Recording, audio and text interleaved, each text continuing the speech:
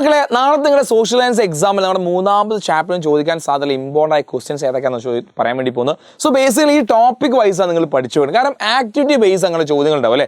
പ്രവർത്തനം 1, പ്രവർത്തനം അല്ലെങ്കിൽ ആക്ടിവിറ്റി 1, ആക്ടിവിറ്റി 2 ആ രീതിയിലുണ്ടായിരിക്കും അല്ലേ. അപ്പോൾ നിങ്ങൾ മനസ്സിലാക്കുന്ന ഏറ്റവും പ്രധാനപ്പെട്ട കാര്യം നമ്മുടെ ഓൾഡ് കോൺസ് നമ്മുടെ പഴയ ഭരണഘടന ഉണ്ടല്ലോ, അത് ചിലപ്പോൾ ചോദ്യം ഇങ്ങനെ ചോദിക്കാം. ഫോർ എക്സാമ്പിൾ പറയുകയാണെങ്കിൽ നമ്മുടെ രാജ്യത്തിന് 1950 നമ്മുടെ രാജ്യത്തിൻ്റെ ഭരണഘടന നിലവിൽ വന്നത്. 47 നമുക്ക് സ്വാതന്ത്ര്യം കിട്ടും അല്ലേ. ആ ഒരു കാലയളവ് നമ്മൾ ഉപയോഗിച്ച ഭരണഘടന ഏത്? നമുക്കറിയാം ഒരു സ്റ്റേറ്റ്മെൻറ്റ് ആദ്യം തരും, താഴെ A, B, C എന്നിങ്ങനെ ഓരോ ചോദ്യം അല്ലെങ്കിൽ ചോദിക്കുക. അതാണ് നമ്മൾ ആക്ടിവിറ്റി ഓറിയൻ്റ് എന്ന് പറയുന്നത്. ആക്ടിവിറ്റി പ്രവർത്തനം 1, പ്രവർത്തനം 2 എന്ന ചോദ്യം അങ്ങ് ചോദിക്കുക. അങ്ങനെ ചോദിക്കുന്ന സമയത്ത് ഒരു സ്റ്റേറ്റ്മെൻറ്റ് തരും, എന്നിട്ടായിരിക്കും താഴെ ചോദ്യങ്ങൾ. അപ്പോൾ നിങ്ങളുടെ പഴയ ഭരണഘടനയെ പറ്റിയും പുതിയ ഭരണഘടനയെ പറ്റി നിങ്ങൾ കൃത്യമായി പഠിച്ചിരിക്കണം. രണ്ടാമത്തെ കാര്യം കോൺസ്റ്റിറ്റ്യൂഷൻ അസംബ്ലിയുടെ കീ ഫീച്ചേഴ്സ്.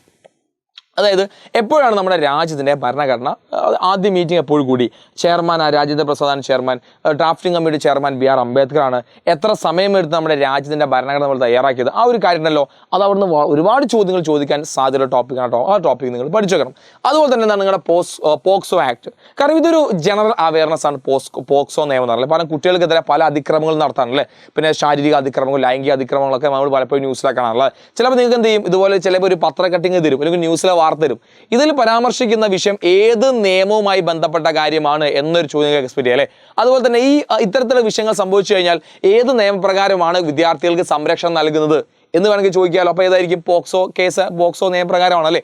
ആ രീതിയിൽ ആ നിയമത്തെ പറ്റിയുള്ള കാര്യങ്ങൾ നിങ്ങൾ എന്ത് ചെയ്യണം, നിങ്ങൾ അറിഞ്ഞിരിക്കണം. എന്തൊക്കെയാണ് അതിൻ്റെ നിയമങ്ങൾ, എത്ര വയസ്സിന് താഴെയുള്ള കുട്ടികളാണ് വിദ്യാർത്ഥികളെ കണക്കാക്കപ്പെടുന്നത്, ആ ഒരു സാധനം ഉണ്ടല്ലോ, അത് ഡീറ്റെയിൽ നിങ്ങൾ പഠിച്ചു. അപ്പോൾ ആ ഒരു അപ്ലിക്കേഷൻ ലെവലിലാണ് നിങ്ങൾ ചോദ്യത്തെ നിങ്ങൾ പ്രതീക്ഷിക്കേണ്ടത്.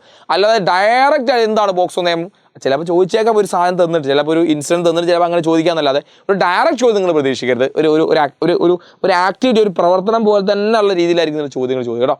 അതുപോലെ തന്നെയാണ് നമ്മുടെ കോൺസ്റ്റിറ്റ്യൂഷൻ ഭരണഘടനാ ഭേദഗതി. കാരണം ഭരണഘടന 1950 നമ്മൾ കൊണ്ടുവന്നു അല്ലേ. എന്നാൽ അതിനുശേഷം ഒരുപാട് മാറ്റങ്ങൾ, 100-ലധികം അമെൻമെൻറ്റുകൾ ഓൾറെഡി നമ്മുടെ ഭരണഘടനയിൽ ചെയ്തു കഴിഞ്ഞു അല്ലേ. അപ്പോൾ അത് ഏതെങ്കിലും ഒരു ഭരണഘടന അമെൻമെൻറ്റ് എടുത്ത് കാണിച്ചിട്ട് എങ്ങനെയാണ് ഭരണഘടനയിൽ ഇത്തരം മാറ്റങ്ങൾ കൊണ്ടുവരാൻ വേണ്ടി സാധിക്കുന്നത്, അല്ലെങ്കിൽ ഭരണഘടനയിൽ മാറ്റം കൊണ്ടുവരും നമ്മൾ വിളിക്കുന്ന പേരെന്ത് എന്ന രീതിയിലായിരിക്കും അമെൻമെൻറ്റ് വേണ്ടി ചോദിക്കാൻ സാധിക്കും. അപ്പോൾ ആ രീതിയിൽ ഒരു അപ്ലിക്കേഷൻ ലെവലിലാണ് നിങ്ങൾ എന്ത് ചെയ്യേണ്ടത്, ചോദ്യങ്ങൾ പ്രതീക്ഷിക്കേണ്ടത്. അപ്പോൾ ശരിക്കും 7ാം ക്ലാസ് വരെയുള്ള കുട്ടികൾ ശ്രദ്ധിക്കേണ്ട ഏറ്റവും പ്രധാനപ്പെട്ട കാര്യം നിങ്ങൾ ഈ ടോപ്പിക്കുകൾ നന്നായി പഠിച്ചു വെക്കുക എന്നുള്ളതാണ്. ആ ടോപ്പിക്കുകൾ നന്നായി പഠിച്ചു വെക്കുക. അപ്പോൾ ഈ ടോപ്പിക്ക് നിഹാൽ സാർ പറഞ്ഞ പോലെ ഏത് ചോദ്യം വേണമെങ്കിൽ ചോദിക്കുക ആപ്ലിക്കേഷൻ ലെവലിൽ. അപ്പോൾ ചോദ്യം പഠിക്കാനപ്പുറത്തേക്ക് ടോപ്പിക് കൃത്യമായി നിങ്ങൾ പഠിച്ചു വെച്ച് കഴിഞ്ഞാൽ എങ്ങനെ ഏത് ചോദ്യം നിങ്ങൾക്ക് എന്ത് ചെയ്യാൻ സാധിക്കും, എഴുതാൻ വേണ്ടി സാധിക്കും. ഓക്കെ, അപ്പോൾ എല്ലാവരും നന്നായി പഠിക്കുക, ടെക്സ്റ്റ് ബുക്ക് തന്നെ വെച്ച് പഠിക്കണം. All the very best. അപ്പോൾ നമ്മുടെ ബാക്കി നമ്മൾ ലൈവിൽ ഡിസ്കസ് ചെയ്യും. അപ്പോൾ എല്ലാവർക്കും ഓൾ ദി വെരി ബെസ്റ്റ്. നല്ല മക്കളായി പഠിക്കാം. ബൈ.